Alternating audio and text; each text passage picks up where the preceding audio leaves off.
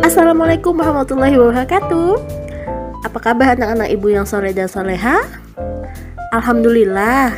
Semoga kita dalam keadaan sehat selalu ya, dan diberi perlindungan oleh Allah Subhanahu wa Ta'ala. Dan tetap semangat dalam belajar walaupun kita masih belajar dari jarak jauh. Anak-anak, sebelum memulai pembelajaran, kita berdoa terlebih dahulu ya. Angkat kedua tangan kalian. Bismillahirrahmanirrahim. Rabbi zidni ilma warzuqni fahma. Artinya, ya Tuhanku, tambahkanlah ilmu kepadaku dan berikanlah kepadaku pemahaman.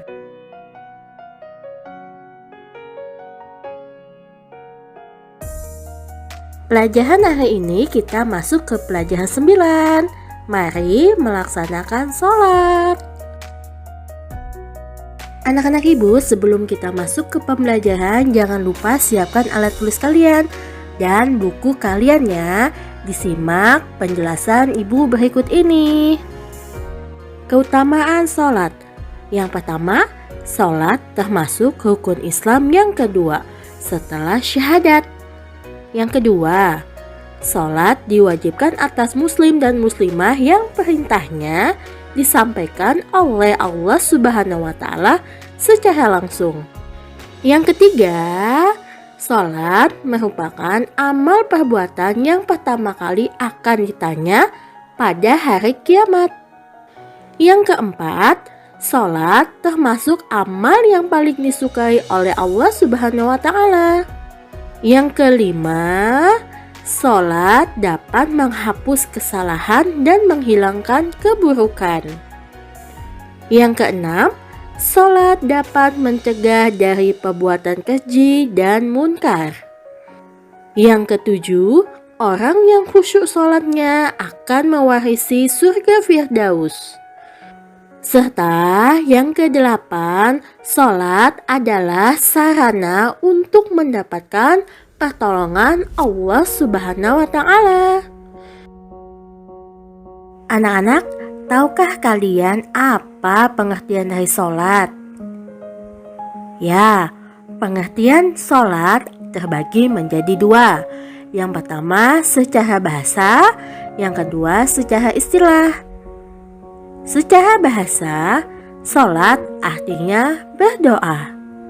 Sedangkan secara istilah, sholat artinya bentuk ibadah kepada Allah Subhanahu wa Ta'ala berupa perkataan dan perbuatan yang dimulai dengan takbiratul ihram dan diakhiri dengan salam.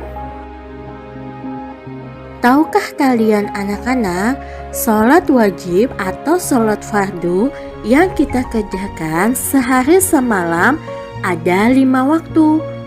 Sholat apa saja? Yaitu sholat subuh 2 rakaat, sholat zuhur 4 rakaat, sholat asar 4 rakaat, sholat maghrib 3 rakaat, sholat isya 4 rakaat. Hayo, jumlahnya ada berapa anak-anak rakaatnya? Ada 17 rakaat. Jangan sampai ketukar ya.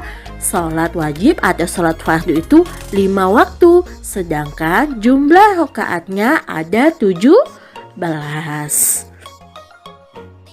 Sholat memiliki syarat-syarat, yaitu terdiri syarat-syarat wajib sholat dan syarat sah sholat. Syarat-syarat wajib sholat. Yang pertama, harus beragama Islam. Wajib ya beragama Islam. Yang kedua, balik. Artinya sudah cukup umur. Yang ketiga, berakal sehat atau bisa dikatakan tidak gila. Yang keempat, mumayyiz. Artinya sudah mampu membedakan antara yang benar dan salah. Yang kelima, suci dari hadas seperti haid atau nifas. Anak-anak, ibu akan menjelaskan syarat-syarat sah sholat. Sholat dianggap sah apabila telah memenuhi syarat-syarat sah sholat. Apabila salah satu syarat sah tidak dipenuhi, maka sholatnya tidak sah atau bisa dikatakan batal. Nah, apa saja sih Bu syarat-syarat sah sholat? Diperhatikan ya. Yang pertama, suci badan, pakaian, dan tempat sholat dari najis. Yang kedua, suci dari hadas besar dan hadas kecil. Yang ketiga, menutup aurat laki-laki dari pusar sampai lutut. Sedangkan perempuan, seluruh tubuh kecuali wajah dan kedua telapak tangan. Yang keempat, menghadap kiblat. Yang kelima, sudah masuk waktu sholat fardu atau sholat wajib yang telah ditentukan. Sedangkan yang keenam, melakukan rukun sholat. Rukun sholat.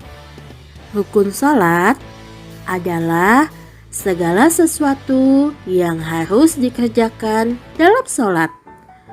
Apabila salah satu rukun tidak dilakukan, maka sholatnya tidak sah atau batal.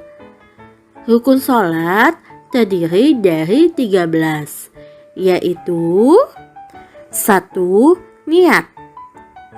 Kedua, berdiri tegak bagi yang mampu. Loh Bu, jika tidak mampu bagaimana? Jika tidak mampu berdiri, boleh dengan duduk. Jika tidak mampu dengan duduk, maka boleh dengan berbaring. Dan jika tidak mampu bergerak dan masih sadar, boleh dengan kedipan mata sebagai isyarat. Yang ketiga yaitu takbiratul ihram. Yang keempat, membaca surah Al-Fatihah. Yang kelima, ruku dengan tumak ninah. Yang keenam, iktidal dengan tumak ninah.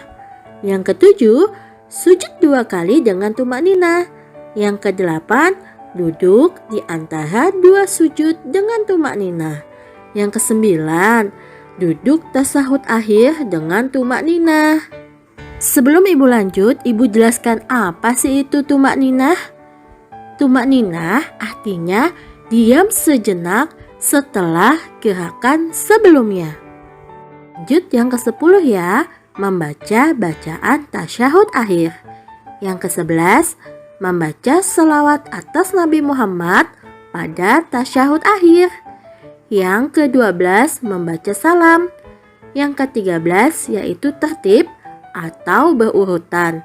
Artinya mengerjakan semua rukun sholat dengan urutan atau teratur. Selanjutnya adalah sunnah-sunnah sholat.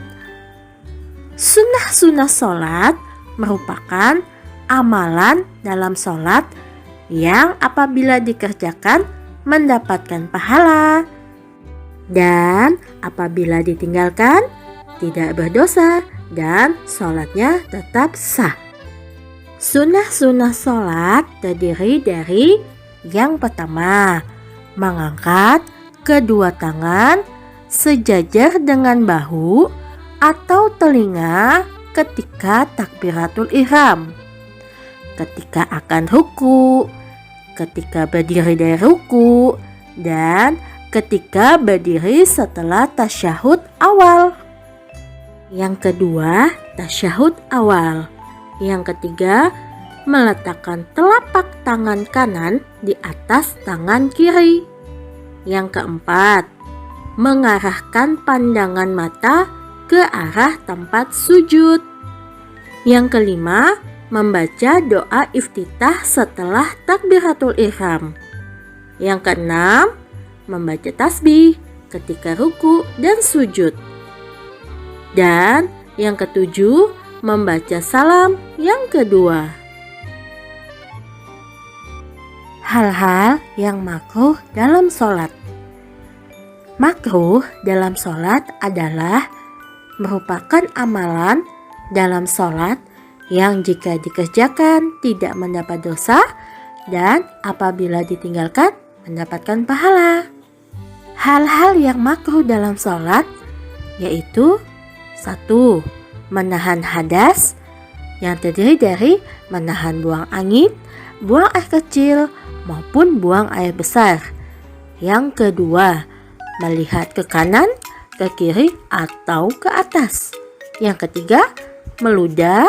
Keempat, memejamkan mata. Kelima, menutup mulut rapat-rapat. Yang keenam, menahan telapak tangan di lengan baju ketika takbiratul ihram, ruku, dan sujud. 7. Bertolak pinggang. Yang kedelapan, sholat di kuburan atau di tempat agama lain. Yang kesembilan, muka menengadah ke langit. Hal-hal yang membatalkan sholat. Apa saja ya kira-kira yang membatalkan sholat? Kentut. Ya, bisa kentut. Nah, selanjutnya apa lagi ya? Nah, simak penjelasan ibu ya. Yang pertama adalah berhadas kecil atau besar, ya seperti kentut tadi. Yang kedua, terkena najis. Yang ketiga, berkata-kata dengan sengaja. Yang keempat, terbuka aurat. Yang kelima, mengubah niat. Yang keenam, makan dan minum. Ketujuh, bergerak lebih dari 3 kali dalam satu rukun. Yang kedelapan, mendahului imam bagi orang yang sholat berjamaah. Yang kesembilan, murtad artinya keluar dari agama Islam. Anak-anak ibu yang soleh dan soleha, setelah tadi kalian memperhatikan penjelasan ibu, waktunya ibu memberikan tugas kepada kalian berupa latihan soal 1-10. Jangan lupa dikerjakan di buku agama kalian ya. Setelah itu kirim ke guru agama kalian masing-masing. Alhamdulillah hari ini kita sudah belajar bersama-sama. Dan jangan lupa tetap giat belajar ya anak-anak. Selalu menjalankan protokol kesehatan 5M. Mencuci tangan, memakai masker, menjaga jarak, menghindari kerumunan, dan mengurangi aktivitas di luar rumah. Serta jangan lupa juga ya, klik like, subscribe, dan komen. Dan sampai jumpa di pembelajaran selanjutnya. Wassalamualaikum warahmatullahi wabarakatuh.